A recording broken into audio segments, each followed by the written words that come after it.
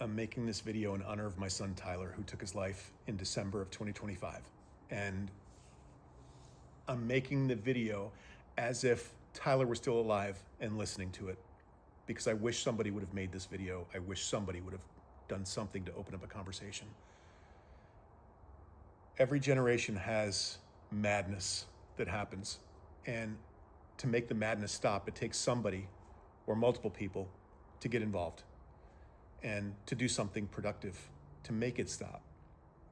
And I will not make suicide stop, but I will be a part of it, because I wish somebody would have done it for Tyler.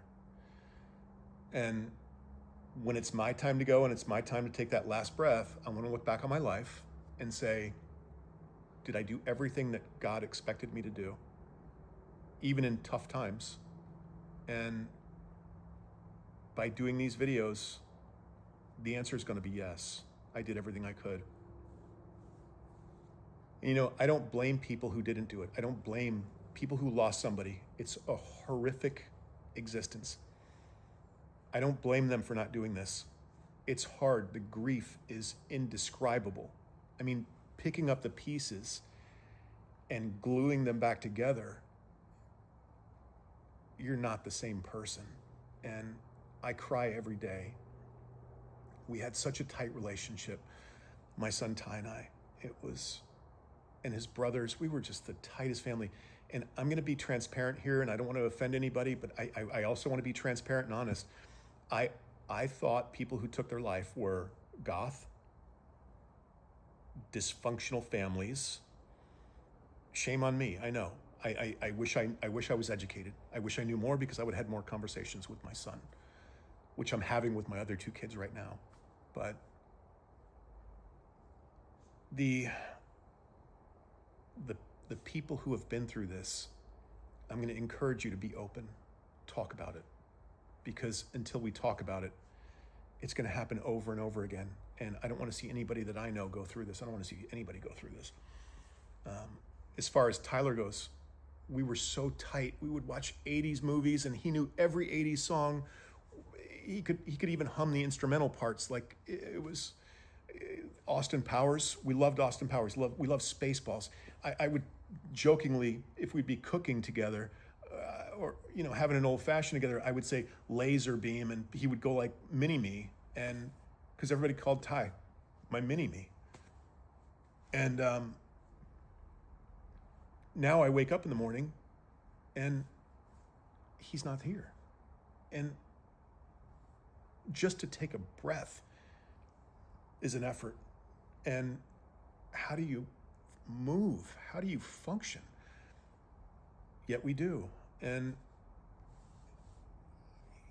I know when it's my time to go that I've done everything I could, if I save one life or 30 lives or 100 lives. But I'm making this video because I've had too many instant messages. I've had too many texts from adults, young adults, and kids who are in dark, dark places right now. And I'm not talking people who have been diagnosed. I'm talking about people who are camouflaged. And they're people just like Tyler.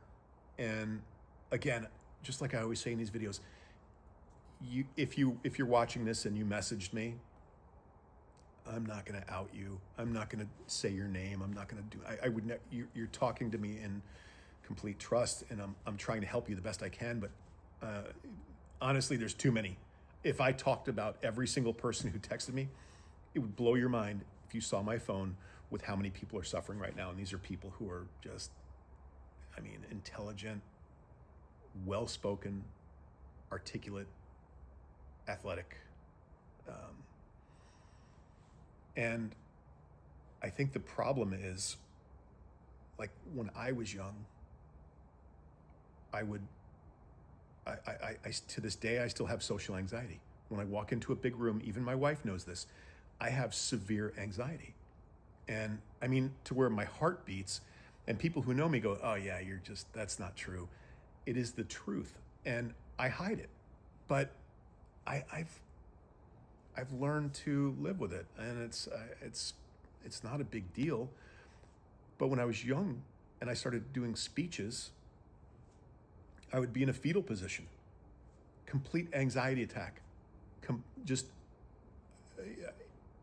almost like nobody could talk to me or pull me out of this attack, this anxiety attack that I was having. And I would go and do the speech, and I would do it successfully, although I was shaking like a leaf, and I would realize I'm a little bit better. And I did another one, and it got a little bit better, and another one. And it got to the point where I have now lectured at, I presented research at the '04 Olympics in Greece. I spoke at the European Parliament. I took him because I wanted to show him how hard work paid off. I spoke at FIFA headquarters in Zurich. And I took Tyler for the experience with me. But the bottom line is I had to work my way up to that. But nowadays, when kids do a speech and they're in a fetal position and they're just trying, or maybe it's not a speech, maybe it's like Tyler doing ESPN, or maybe it's somebody playing a sporting event, or somebody doing something that's really hard for them to do, but they do it. And then they get on social media right after they're, and they go, you think, I did it, I'm growing. And you get on social media and you find 500 reasons that invalidates that feeling. You find 500 reasons of why somebody's better than you. And you can't grow. You can't do what we did back in the 80s and 90s and early 2000s.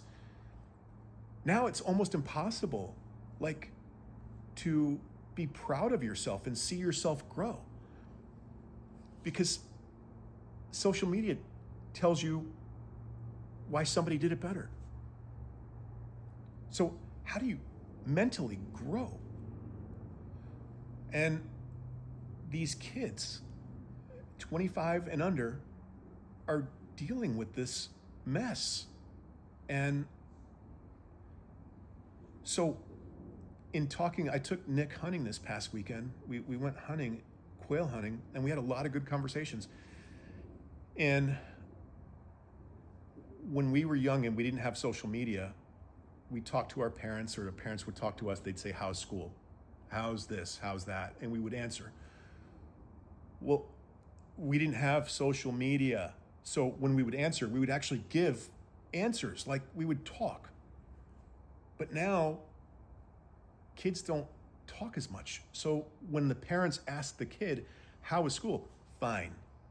They're so programmed, they're pre-programmed to answer. Fine. How was this? Fine. How was that? Fine.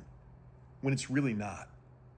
And I don't think parents, I've realized this about myself, I don't think we're asking the right questions. I think we need to say, how's your mental health this week? Did you have any episodes? Did you have any experiences where you felt that maybe you weren't as successful as you wanted to be? Or maybe open up a conversation. Is there anything you want to talk about? Is there anything bothering you? And if the answer is no, then there's no need to dig. That's what we need to do. But again, if you're 40 or 50 or 60, when our parents asked us those questions, and we didn't have all the distractions that these kids do, we would actually answer. But now their answers are fine, even if they're not fine. And if you're 25 and under, I want you to understand this. Parents have stressful lives too, okay? And I want you kids to ask your parents the same questions. Ask your parents, how was your day? Did you have any stresses in life? Because you're going to realize your parents have it pretty freaking hard. It's hard to raise a kid in today's world. And by you opening up those questions, we'll open up a conversation and we can talk about this. And if you're 25 and under, watch this video with your parents. It will open up a conversation. Just watch it together. If you're lucky enough to where social media doesn't sidetrack you, God bless you. You know, the way I think about it is this. That guy who climbs the buildings and does El Capitan, he has something in his brain that makes him not feel fear of heights. He doesn't feel it.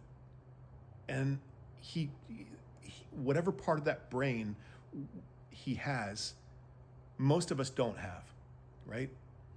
Well, there's also a part of the brain that allows you to talk.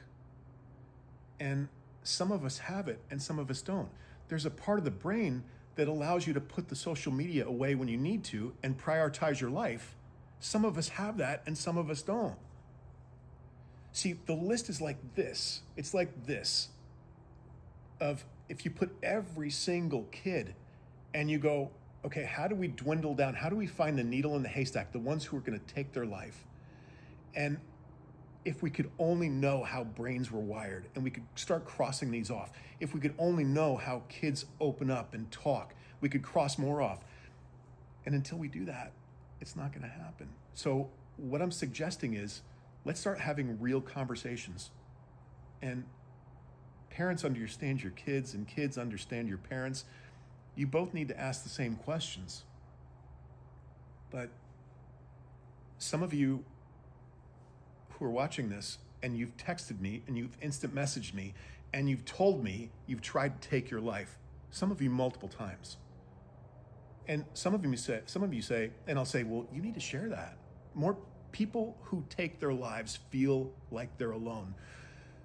Tyler was a 5.6 GPA, super intelligent, bright future scholarship, athletic, played football, could talk to anybody. And he wrote this letter that said he wasn't worthy of being in this family, that he didn't achieve enough, which is ridiculous. He was more successful than anybody in the family. Tyler was more successful than anybody. He did the ESPN pregame show for University of Central Florida. And I believe he said he was like the second college student in history to ever host a show on ESPN Plus, a pregame college football show. And how could you think that you're not worthy enough? And how did I not know that? And the answer is social media. He did this show, was super successful, but then he found every reason to invalidate that success. So instead of growing, he went like this, and nobody saw it coming. And we asked his friends, we asked his coworkers, we asked his fraternity brothers. Everybody said, it's the last person I would have said. It's the last person that I would have thought ever would have done anything. And so the people who I've spoken to who have said, I've tried to take my life and I've encouraged you, talk about it, be open about it. We need to remove this stigma. It has to stop. Because more and more people, especially with the artificial intelligence, the AI, it will find its way to the deepest part of your brain and your kid's brain, and it will hook you like a drug. The algorithms will find the deepest part of your brain, and it will make you realize you're successful. Your successes in life aren't as successful as they really are. And it's sinful, it's demonic, and it has to stop. And some of you say, well, I'm on my own journey and I'm not gonna share that. That's fine, that's your opinion. And I respect that, but you're not helping kids like my son Ty. And I hope and pray that one day you have the courage to open up and talk about it. Because until we do, it's gonna be one of those things that nobody wants to talk about. And it's gonna happen again and again. And,